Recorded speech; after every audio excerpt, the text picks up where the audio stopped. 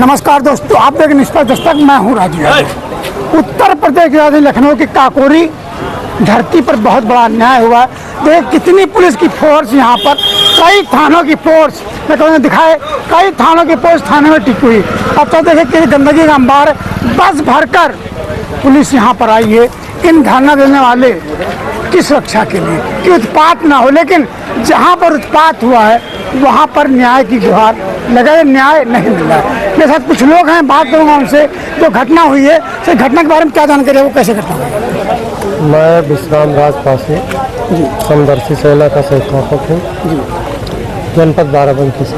अब बाराबंकी से काकोरी घर पर जिसकी जानकारी कैसे हुई और घटना क्या है? देखिए, सोशल मीडिया के माध्यम से हम लोगों को जानकारी हुई, तो इससे पहले हम 2 बार यहाँ आ चुके हैं। रामपाल पासी जो इसी थाना काकोरी के अंतर्गत है, उनको पम्मू गुप्ता, एक जो सामंतवादी व्यवस्था का व्यक्ति है, उसके द्वारा मूत्र पिलाया गया है और उसी के संबंध में हम लोग एक बार और आ चुके हैं। तो यहाँ के अधिकारियों ने आश्वासन दिया था कि 4-5 दिन में अभियुक्त को गिरफ्तार किया जाएगा, लेकिन अब बताया जा रहा है कि वो एक अस्पताल में, किसी निजी अस्पताल में वो भर्ती है, इसलिए उसका अभी तो कुछ हो नहीं पाया है। अच्छा, आपने कहा उसको मूत्र पिलाया, मैं लोगों कई लोगों से बात की, उन लोगों का पानी गिरा था, उससे चटाया गया, इसको क्या मतलब कैसे बोलते हैं? देखिए, ये तो जब कोई भी व्यक्ति अपने को खुद लज्जित नहीं करेगा, ऐसी घटनाएं जब हुई हैं तभी तो FIR दर्ज हुई है और तभी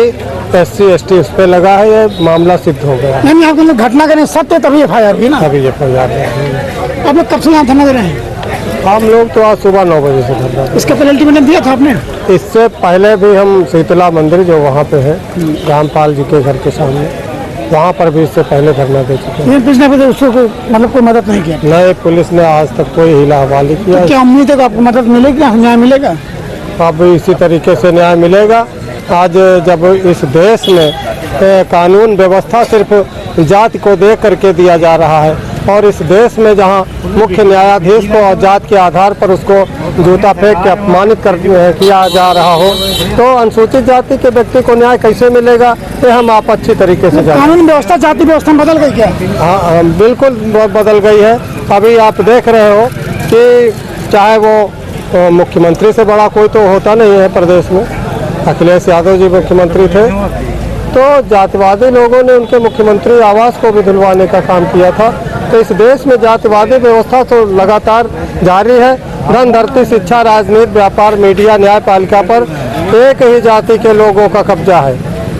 कितना भी शिक्षित हो समाज, जाति है कि जाति नहीं, आखिर जाति व्यवस्था से हम कैसे उभरेंगे? बस आपका परिचय क्या जानना चाहूँगा? मेरा नाम अचल सिद्धार्थ यादव है। मैं यहीं बगल का ही रहने वाला हूँ। काकोरी मेरे घर से 5 किलोमीटर पे है। अच्छा, जो घटना उसकी जानकारी कैसे हुई? घटना की जानकारी हमारे मित्र हैं जो काकोरी के ही हैं, उनके जरिए मुझे हुई और ये घटना बिल्कुल भर्त्सना लायक है, बहुत ही लज्जित करने वाली है। आदमी के एक दिमाग में जो महा आदमी भी है वो भी सोचे तो शर्म से डूब मरने वाली बात है ना? तो ऐसी घटना हमारे समाज के लिए एक बदनुमा धब्बा है। उत्तर प्रदेश सरकार करे उत्तम प्रदेश बन रहा है और आज ऐसी घटनाएं हो रही, कहीं मुंह पिलाया जा रहा है, कहीं मुंह चटाया जा रहा है, इसको कैसे देखती है? उत्तम प्रदेश उसको कहते हैं जहां आदमी के शरीर पे, है ना, कुछ ऐसा छिड़का जाए कि बगल वाले को खुशबू महसूस हो। क्या मूत्र में उत्तम प्रदेश का संदेश दिखाई देता है? क्या मल में उत्तम प्रदेश का संदेश दिखाई देता है? जब कोई बात होती है, OBC SC को लज्जित करना होता है, शर्मिंदा करना होता है, तो उसके ऊपर मूत्र छिड़को, मुंह पिला दो, मुंह चटवा दो, इसी से ही उत्तम प्रदेश बनता है। तो इससे अच्छा है सारे जितने कैबिनेट मंत्री हैं सबको बुला लो, यहाँ पे इतने सारे इकट्ठा लोग हैं, सब मूत के उनको पवित्र कर दे और उत्तम प्रदेश बन जाए। अच्छा, जिस समाज के साथ एक घटना हुई है जी, आप यहीं के रहने वाले हैं जी, यहाँ के विधायक इसी समाज से हैं जी, यहाँ के सांसद इसी समाज से हैं, वो इनके साथ खड़े नजर नहीं आ रहे हैं, आखिर क्यों? बिल्कुल, सांसद तो आए थे, उनके घर भी गए थे। सांसद ने तो लगातार दिन भर उनके साथ समय बिताया। अच्छा, बिल्कुल, लगातार जितने भी राजनीतिक लोग हैं, मैं देख रहा हूं इस मामले में अपनी जो जिसे बोलते हैं ना कि उपस्थिति बनाए हुए हैं। और नेता अपनी रोटी सेक रहे, न्याय की बात नहीं करेंगे? बिल्कुल, बात तो ये होनी चाहिए ना, नेता आया है तो न्याय भी होना चाहिए, अपराधी जेल में होना चाहिए था, क्योंकि जो रामपाल जी ने कहा है कि वो दमे के पेशेंट है। आपने सुना होगा स्टोरी को सिलसिलेवार, वो दमे के पेशेंट है, मेरी मुलाकात भी है उनसे, है ना। वो दमे के पेशेंट है और दमे का पेशेंट जब उसे सांस फूलती है और खांसी आ जाती है तो उसे मल भी हो सकता है, मूत्र भी हो सकता है। तो जिसने ये काम किया, कुकृत्य किया है, उसको सोचना चाहिए कि उसके घर में भी कभी कोई बुजुर्ग हुआ, कोई ऐसा व्यक्ति हुआ जिसको ये बीमारी हो जाए, तो उस दशा में क्या उसे रिलीफ देना चाहिए कि उसको मूत्र चटवाना चाहिए? रिलीफ देना चाहिए। रिलीफ देना चाहिए ना। तो रिलीफ क्यों नहीं दिया? क्योंकि वो संघी मानसिकता का व्यक्ति था, वो आरएसएस से जुड़े हुए व्यक्ति हैं और आरएसएस से जुड़े हुए व्यक्ति कभी भी हमारे समाज को न्याय नहीं दे सकते।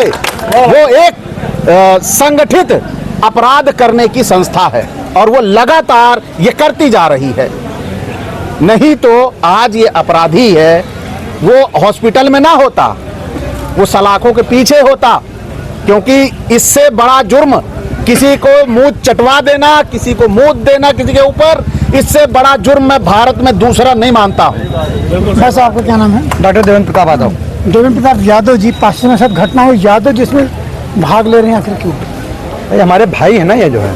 अच्छा, हिंदू मुस्लिम सिख के सब भाई भाई भाई हम लोग तो शूद्र में आते हैं, तो शूद्र तो आपस में भाई क्यों भैया? मतलब आते हैं, मानना सूत्र में आते हैं क्या? है क्या भाई? 4 वर्ण है, चौथे हम ही लोग हैं सब। आप बताओ, आप ब्राह्मण हो? मान लीजिए नहीं हो। नहीं, क्षत्रिय हो? नहीं, वैश्य हो? नहीं है, तो क्या हुए? शूद्र हुए। वही हम भी हैं बिल्कुल भाई, ना हम ब्राह्मण है, ना क्षत्रिय है, ना वैश्य है, तो बचे क्या फिर जो है? शुद्ध बचे तो वही है, सब भाई भाई। तो भाई भाई, तो क्या आप ना कोई लोग छोटा ना कोई बड़ा। पढ़ लिख कर योग्य बने इसलिए बाकी लोगों से मतलब बच नहीं रह गए? बस यही तो समस्या है जो है। राम राज में यही कहा गया है कि जो है आप पढ़ने के लायक नहीं हो, जो नारी शूद्रो नाधे धाम, ठीक है। पूजे विप्र सकल गुणहीना, शूद्र न पूजे वेद प्रवीणा। लेकिन इससे पहले रैदास क्या लिखे थे? ब्राह्मण मत पूजिए जो होवे गुणहीन, और पूजे चरण चढ़ाल के जो होवे गुण प्रवीण। ये रैदास का गए थे ना जो है। लेकिन उनकी बात जो कौन मानता है? बाबा साहब कहे थे कि तुम्हारी जगह वहाँ नहीं है मंदिर के पास, आपकी जगह किताबों में है, कलम में है, कापियों में है। लेकिन वो वहाँ पे बार बार जाते हैं, बार बार अपमानित होकर के आते हैं, फिर हमको उनके साथ जो खड़ा होना पड़ता है। बार बार अपमानित पे जाते क्यों? आखिर कब समझाएंगे अब जाते क्यों? तक मंदिर बन रहा है,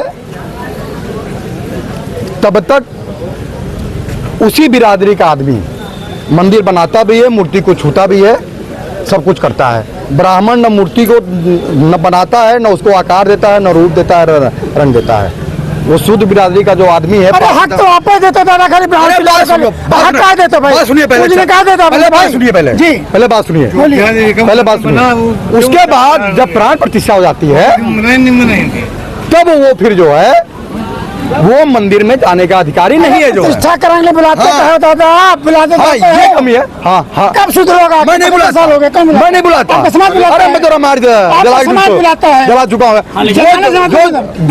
जो बुलाता हो बुलाने दो। आपके समाज अपना रखा है ऐसा। पहले। अरे आप सुनिए पहले, आप सुनिए पहले, विधायक चुना, आप सुनिए। क्यों नहीं खड़ा है वो? आप सुनिए, कौन नहीं खड़ा है? आपका विधायक संसद कहाँ है?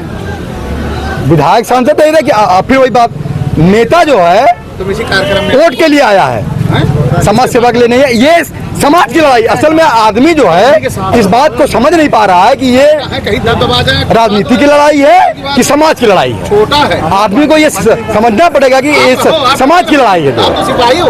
और समाज की लड़ाई में नेताओं का कोई काम नहीं होना चाहिए, ये हमारा मानना है।